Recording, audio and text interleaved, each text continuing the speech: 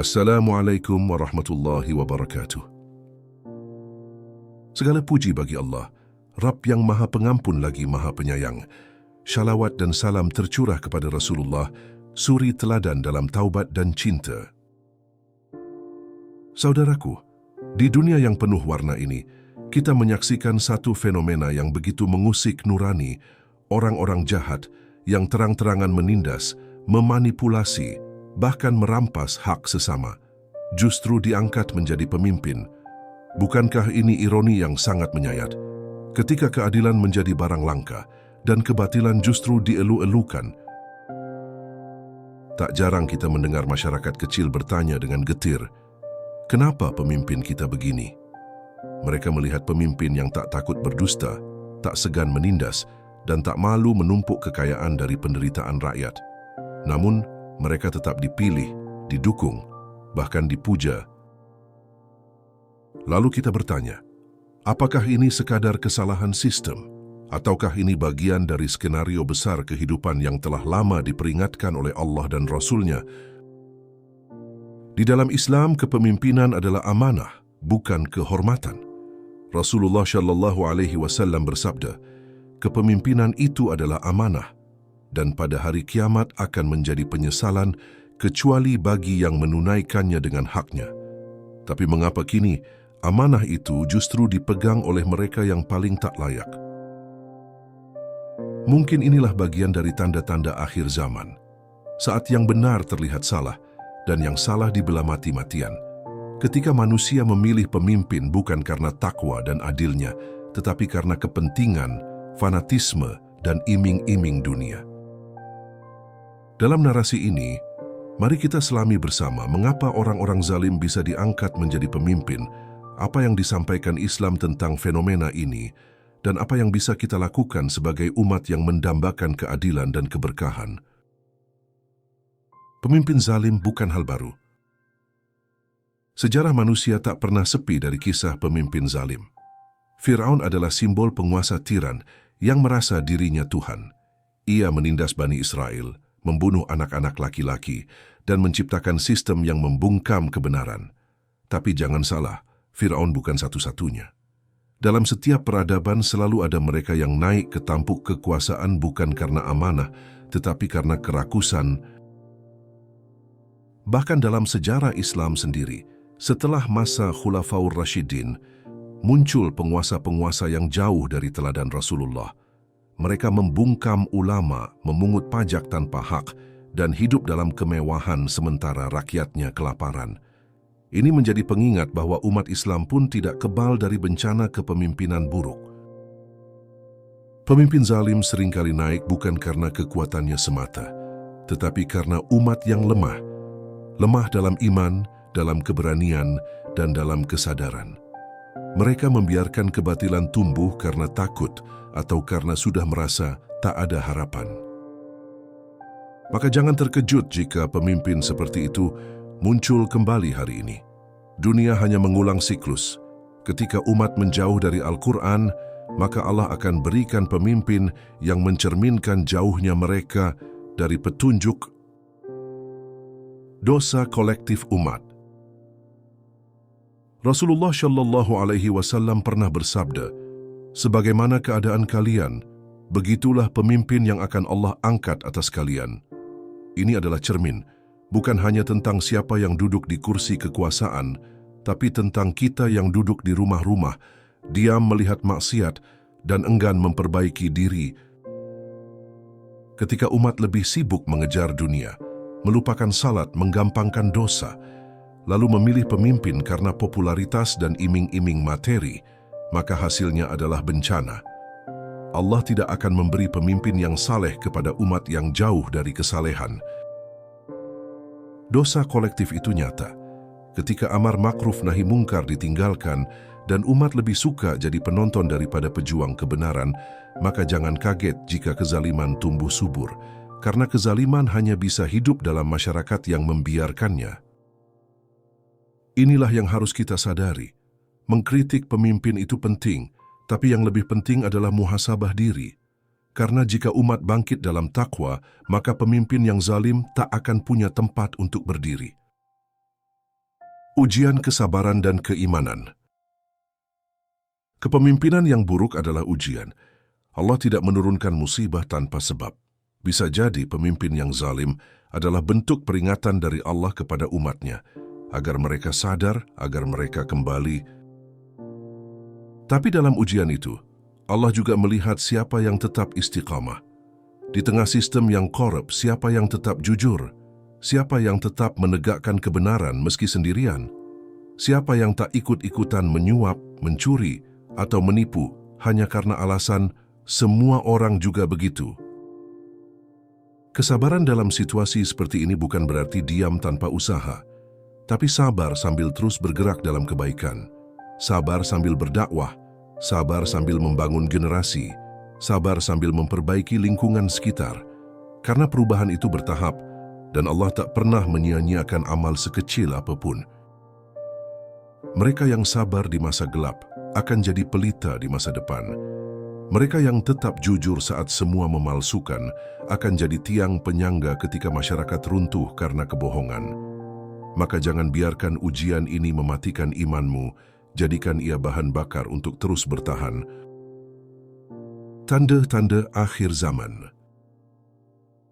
Rasulullah Shallallahu Alaihi Wasallam telah memberi peringatan. Akan datang suatu masa atas manusia ketika orang-orang jahat menjadi pemimpin dan orang-orang saleh disingkirkan. Ini bukan isapan jempol, ini realita yang mulai tampak di hadapan kita.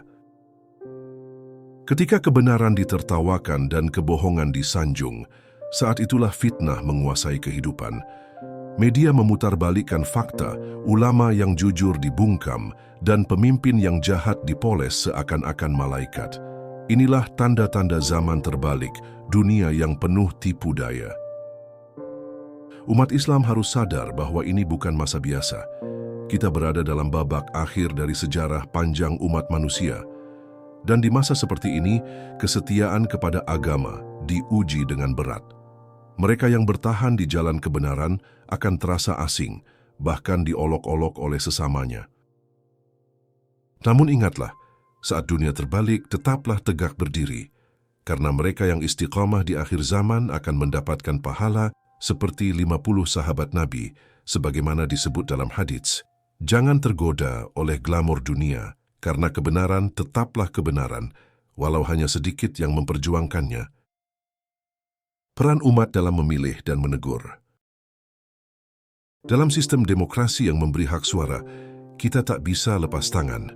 Setiap pilihan adalah pertanggungjawaban. Ketika kita memilih karena fanatisme, suku, atau uang, maka kita ikut menanam benih kezaliman itu. Islam mengajarkan kita untuk memilih berdasarkan amanah dan takwa, bukan karena popularitas, bukan karena janji palsu. Maka tanyakan pada diri sendiri, saat memilih pemimpin, apakah kita melibatkan Allah atau hanya mengikuti hawa nafsu? Bahkan setelah pemimpin itu terpilih, umat tetap punya tanggung jawab. Ketika pemimpin menyimpang, umat harus menegur, menasihati dengan hikmah. Jika itu tak cukup, umat harus bersatu menolak kebijakan zalim. Bukan diam, apalagi mendukungnya demi keuntungan pribadi. Diam terhadap kezaliman adalah bentuk pembiaran. Dan pembiaran adalah bagian dari dosa. Jangan biarkan suara kita digunakan untuk membungkam yang lemah. Gunakan hak kita untuk membela kebenaran. Pemimpin ideal menurut Islam. Islam tak pernah membiarkan umat berjalan tanpa panduan. Al-Quran dan Sunnah memberi kriteria jelas tentang siapa yang layak memimpin. Mereka adalah orang yang adil, amanah, dan takut kepada Allah. Pemimpin yang saleh tidak merasa bangga dengan kekuasaan. Ia justru merasa takut karena sadar bahwa kekuasaan adalah beban berat di akhirat. Ia menangis di malam hari, berdoa untuk rakyatnya, dan rela lapar demi rakyat kenyang. Lihatlah teladan Umar bin Khattab. Ia memikul gandum sendiri untuk rakyatnya. Ia tak tidur sebelum memastikan rakyatnya kenyang. Itulah standar kepemimpinan Islam, bukan yang gila hormat, tapi yang takut kepada Allah setiap saat. Kita tak butuh pemimpin sempurna, tapi kita butuh pemimpin yang takut berbuat dosa, yang sadar bahwa setiap keputusan akan dihisap. Itulah pemimpin yang membawa berkah, bukan sekadar stabilitas semu. Membangun generasi pemimpin saleh. Perubahan tidak datang dari langit. Ia tumbuh dari bumi, dari rumah-rumah yang mendidik anak-anaknya dengan iman dan akhlak, dari sekolah-sekolah yang menanamkan takwa, bukan hanya prestasi dunia. Jika hari ini kita tak menemukan pemimpin yang layak, maka mari kita siapkan generasi berikutnya. Jangan sekadar mengeluh, mulai tanam benih. Ajari anak kita untuk takut kepada Allah, untuk jujur meski sulit, dan untuk membela yang benar meski harus kehilangan. Karena dunia ini hanya akan berubah jika anak-anak hari ini dibesarkan dengan nilai-nilai langit. Dan itu dimulai dari orang tua yang sadar bahwa pendidikan adalah jihad terpanjang dalam hidup. Doa dan tawakal kepada Allah. Akhirnya, semua ini kembali kepada Allah. Seburuk apapun kondisi, sekuat apapun kezaliman, Allah tetap Maha Berkuasa. Tidak ada pemimpin yang bisa berkuasa tanpa izinnya, maka jangan berhenti berdoa. Berdoalah agar Allah angkat pemimpin-pemimpin yang saleh. Berdoalah agar negeri ini diselamatkan dari kebatilan, dan jangan meremehkan kekuatan doa, karena Allah Maha mendengar, apalagi doa dari hati yang tertindas. Berserah diri bukan berarti pasrah tanpa usaha, tapi yakin bahwa usaha kita akan bernilai jika dibarengi tawakal. Maka teruslah perbaiki diri, ajak yang lain, dan tetaplah minta pertolongan Allah dalam setiap langkah. Karena hanya Allah yang mampu membalikkan keadaan. Hari ini mungkin gelap, tapi siapa tahu esok datang cahaya. Dan mungkin cahaya itu datang karena doa-doamu di sepertiga malam terakhir. Kita hidup di zaman yang penuh fitnah. Salah satunya adalah ketika orang jahat justru memegang tampuk kekuasaan. Tapi ketahuilah, ini bukan akhir dari segalanya. Allah melihat dan mencatat setiap lembar sejarah, dan Dia tak pernah lalai dari keadilannya. Jangan biarkan keputusasaan membuat kita diam. Sebaliknya bangkitlah, perbaiki diri, kuatkan iman dan ajak lingkungan sekitar untuk kembali pada ajaran Islam. Karena perubahan besar selalu dimulai dari langkah-langkah kecil. Ingatlah, kita tidak hanya bertanggung jawab atas diri sendiri, tapi juga atas siapa yang kita dukung. Menjadi umat yang cerdas, kritis, dan taat adalah bagian dari jihad di zaman ini. Jangan biarkan suara kita digunakan untuk menegakkan kezaliman. Jadilah umat yang takut kepada Allah dalam memilih pemimpin. Jangan gadaikan masa depan demi janji dunia. Sebab dunia ini fana, tapi kepemimpinan yang salah bisa menghancurkan generasi. Berdoalah agar Allah turunkan rahmat-Nya, angkat pemimpin yang takut kepadanya, dan jauhkan negeri ini dari pemimpin yang menjadikan hukum sebagai alat kekuasaan semata. Karena hanya dengan keadilan, negeri ini bisa berdiri tegak. Allah tidak akan mengubah nasib suatu kaum, sampai mereka sendiri yang mengubah apa yang ada dalam diri mereka.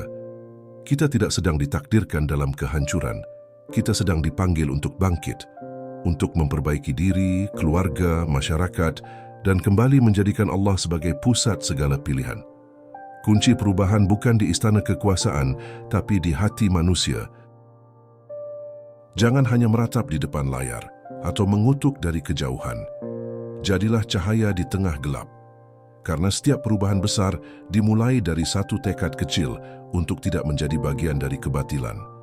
Jika tidak bisa berada di tampuk kuasa, setidaknya jadilah kekuatan doa, ilmu, dan amal yang istiqamah.